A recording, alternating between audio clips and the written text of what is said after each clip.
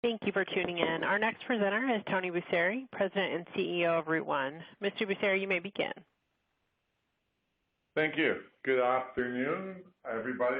Or somehow you're still in a time zone where it's not the afternoon. Good morning to you. We'll go through today's presentation in about 10 to 15 minutes, and I will then be glad to take questions at the end of it. Bear with me as we flip through some of the slides. The company today, Route1, is traded on the TSX Venture Exchange under the symbol ROI, as well as the OTCQB under ROIUF. Currently around 39 million shares outstanding, with the market cap in Canadian dollars of about 35 million. The company's fiscal year end is December 31, so our most recent quarter that's out there is Q3 2020. We'll talk a little bit about that, and you should expect to see our fourth quarter and year-end numbers come out in late March or early April. So at a high level, our business is all about our clients, and specifically using our clients' data to create better outcomes for them. Easy statements to make, but ultimately what we're doing in a secure way is using their data to gain intelligence and information on the business and put in place actions that will help them improve their bottom line, improve their competitive positioning, etc. But let's go into the detail because that sounds very much like MBA type statements. We have 3 or 4 elements to our business, or pillars of strength, as I like to call them. The first one is where the business was first started in, data security. We started out as a business solely with a flagship technology called MobiKEY. Today, MobiKEY is a growing technology that's used for working from home or teleworking. Again, it goes under our data security and user authentication pillar, and we'll talk a little bit more about MobiKEY and its specifics in a second. But suffice to say that in 2017, we realized we had more of a product than a business. So we expanded and leveraged on MobiKEY to build a deeper, broader business. The second pillar of our organization is related to advanced analytics or data acquisition analytics. We have a couple of properties in this space. One is our own technology that I'd like to highlight. It's called Action Plan. That technology is principally used in the automotive vertical to work with our clients to understand what their data is saying on a real-time basis so they can make corrections to improve operating efficiency on the line. We also work with a party named Genetec and resell, install, and work with the technology called AutoView. It's in the license plate recognition arena. Video is becoming more and more prevalent as a tool for safety and transparency in our communities, and we're glad to be working with Genetec to bring their LPR technology to the marketplace. The third pillar of our organization would be more of a transactional level where we resell OEM's rugged devices, particularly laptops and tablets, GTAC, Panasonic. You can think of the likes of players in that arena. The fourth element of our business is really new technologies and services, where we sell our operational excellence to our clients that develop add-on software applications and deal with outcomes that they're looking for.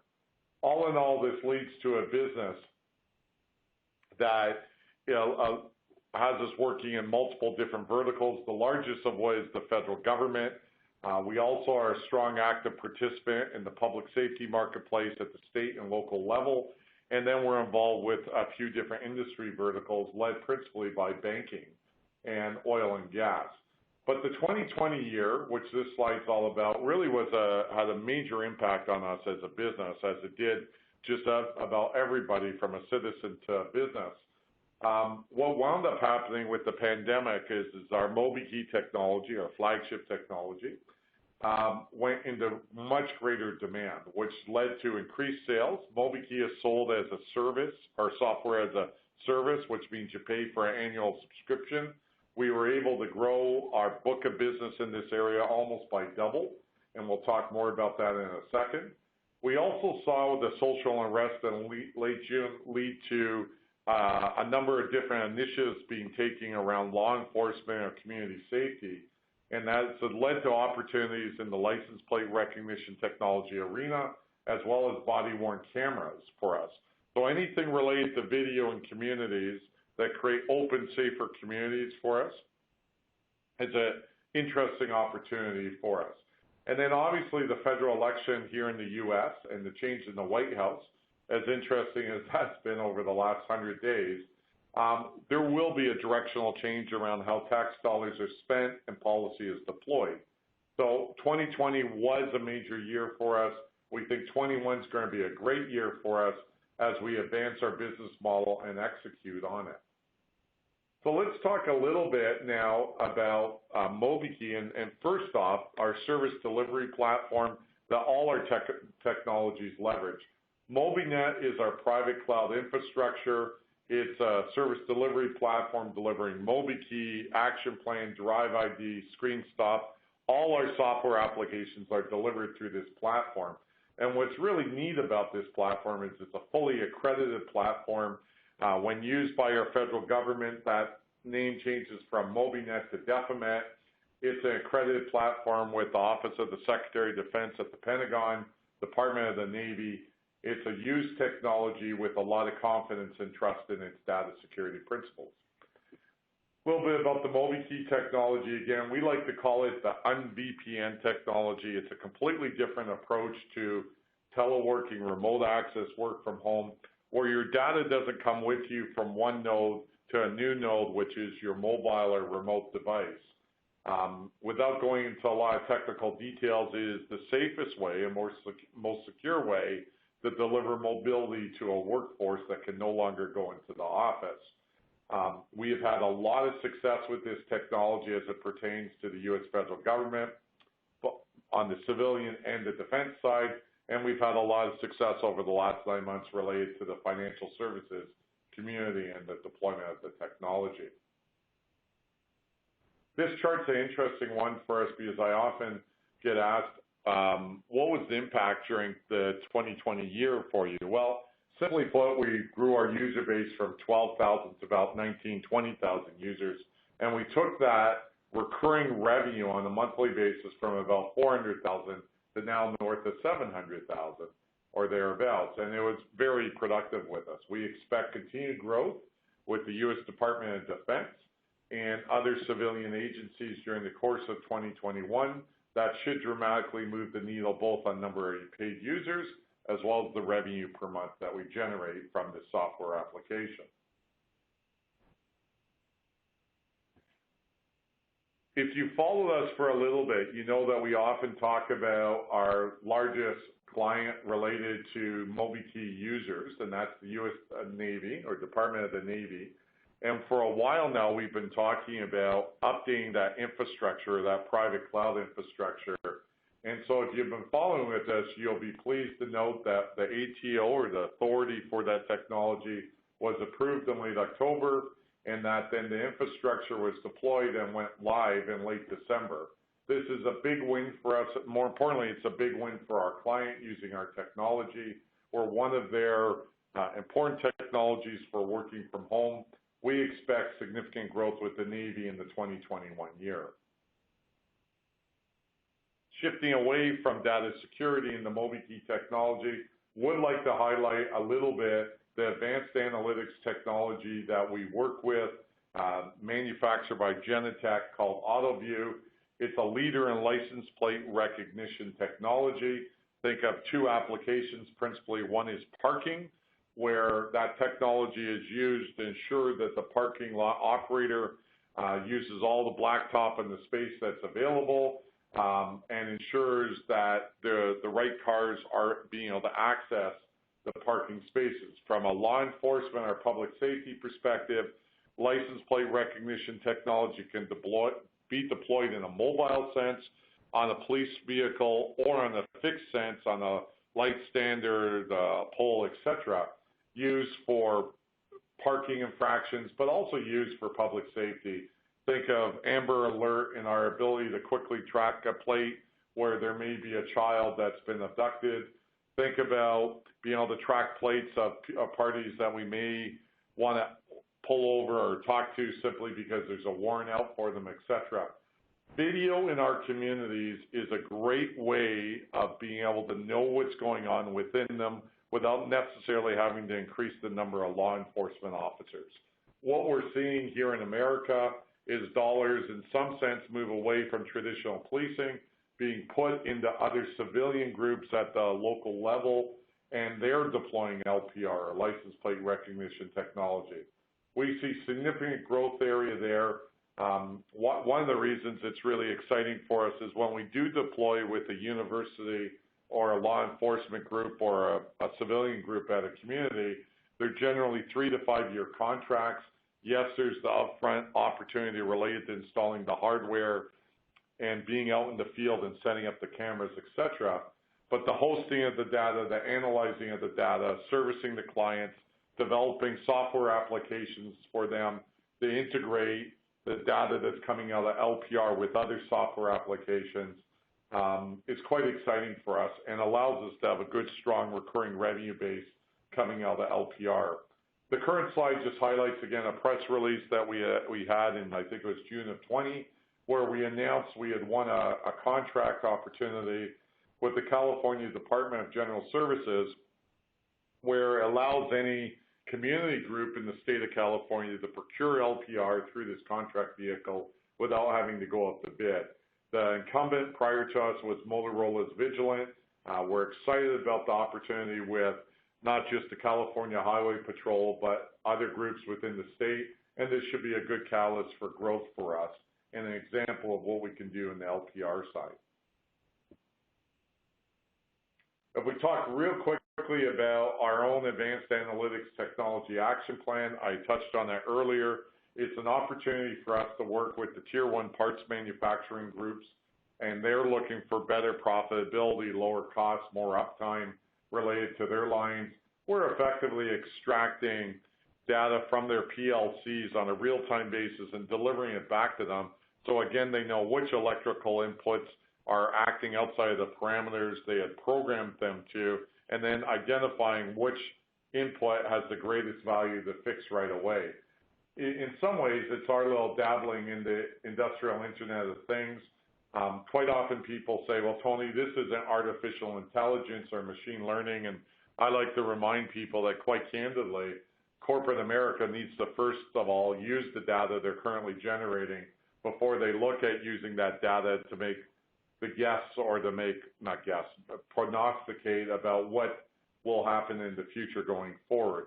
Getting to first base is using the data you currently generate to address issues on a real-time basis. So let's shift to the financial performance. I've talked about the business model, a couple key drivers from a revenue segment perspective. Again, our last fiscal year was December 31, 19. Our audited numbers should be out in late March or early April. At a point in time, i.e. at the end of 19, we had done about $24 million in that year and about $1.9 million at EBITDA. For the current year, based off of the 3 quarters we've already announced, we're obviously in excess of those numbers, and we're expecting the 4th quarter to be a strong quarter similar to Q3, and that as we then move into 21, continue to see growth related to gross profit and EBITDA. The subscription revenue and services element's important to us, and I know a number of investors are pretty high on application software, the recurring revenue piece related to MobiKEY. That number will be here in Q4 because we announced a decent-sized contract midway through Q3, therefore the 4th quarter should be bigger. Technology as a services was an inherited piece of business where effectively we're leasing hardware under a multi-year contract to a manufacturer or a client, adding some services around it. We're running this business off, and other services relate to things related to LPR and one-time projects we're doing for a client. We would expect through 21 that this other services line is going to become a lot more stable and grow on a quarterly basis. Operating expenses, I just highlight this because I often get asked what happened between Q2 and Q3 19. As a reminder, the last acquisition we did closed on June 30th, 2019. It was an important piece of the business. but you can see we've been fairly stable since that point in time.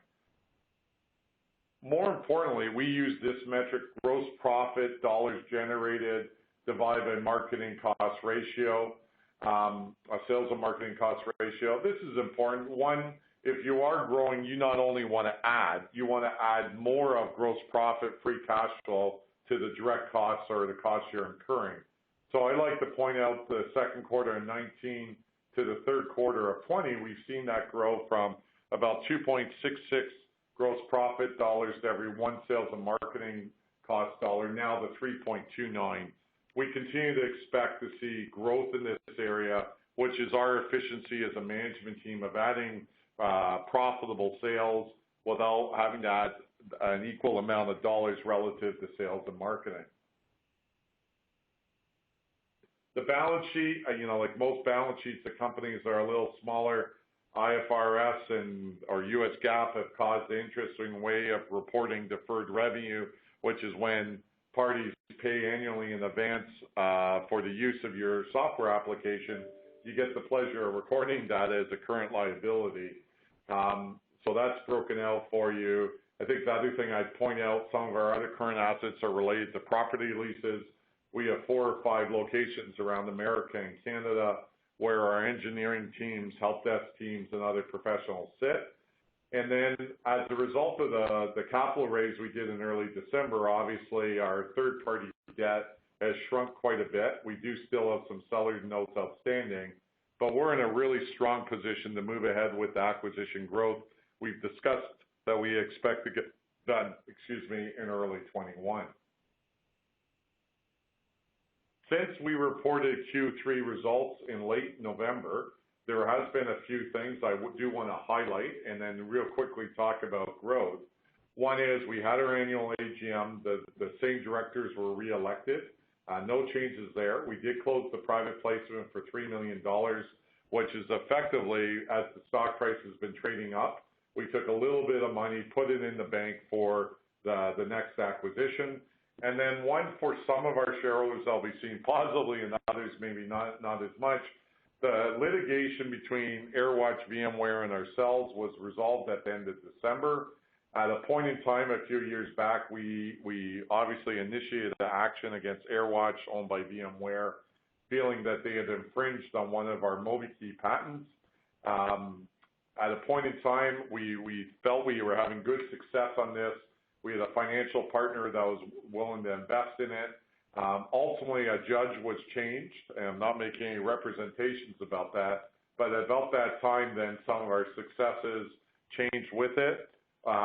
In the fall of 20, we were ruled against, and it was identified that we'd have to pay AirWatch about $1.7 million.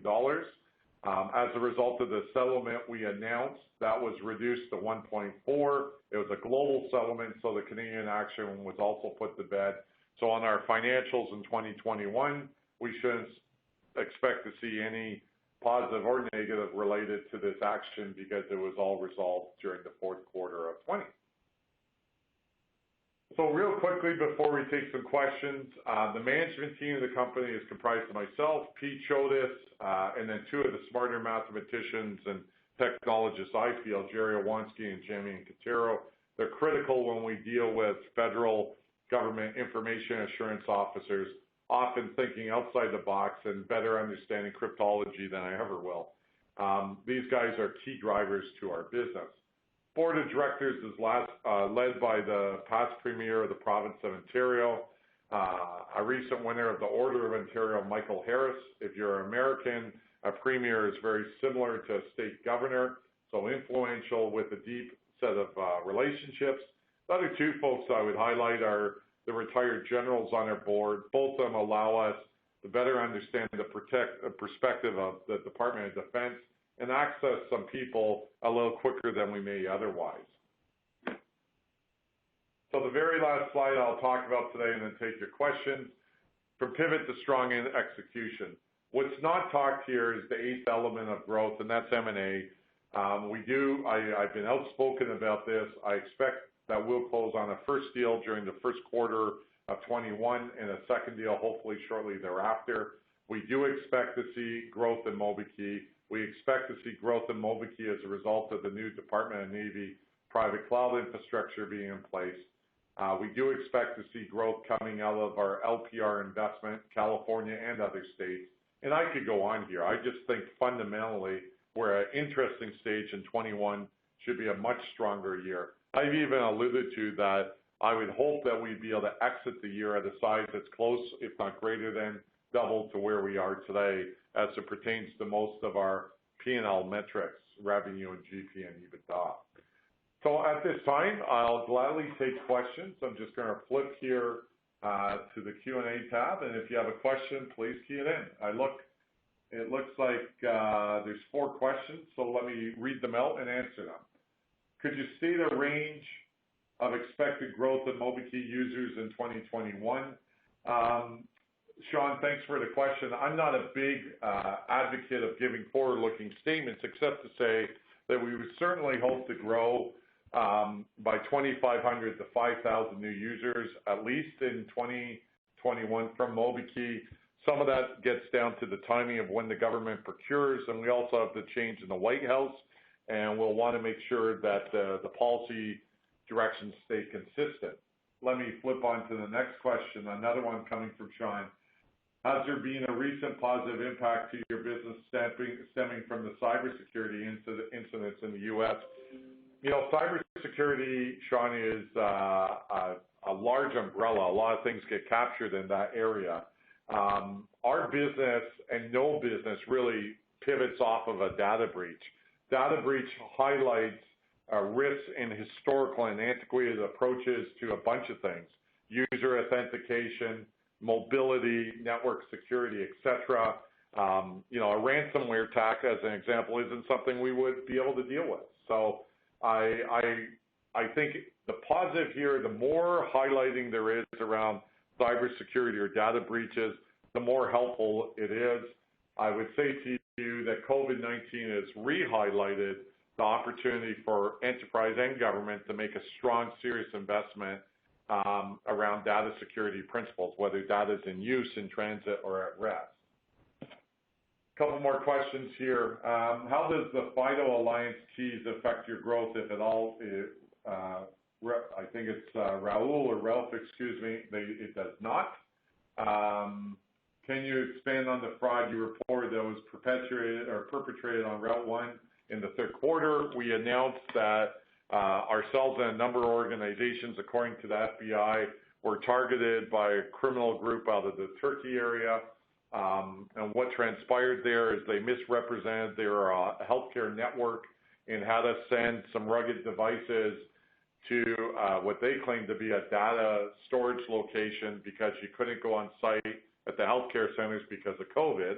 And they were ingenious and creative with the fake websites and phone numbers and the like, and were able to cost us around $500,000. We expensed that during the third quarter, and we are still active in the recovery of that through our insurance policies. We feel cautiously optimistic that if not some, all of it should be recovered, and we should be able to talk about that during the first half of 2021. Are there any more questions? I'll just hit refresh here and see if okay, 2 more real quickly here.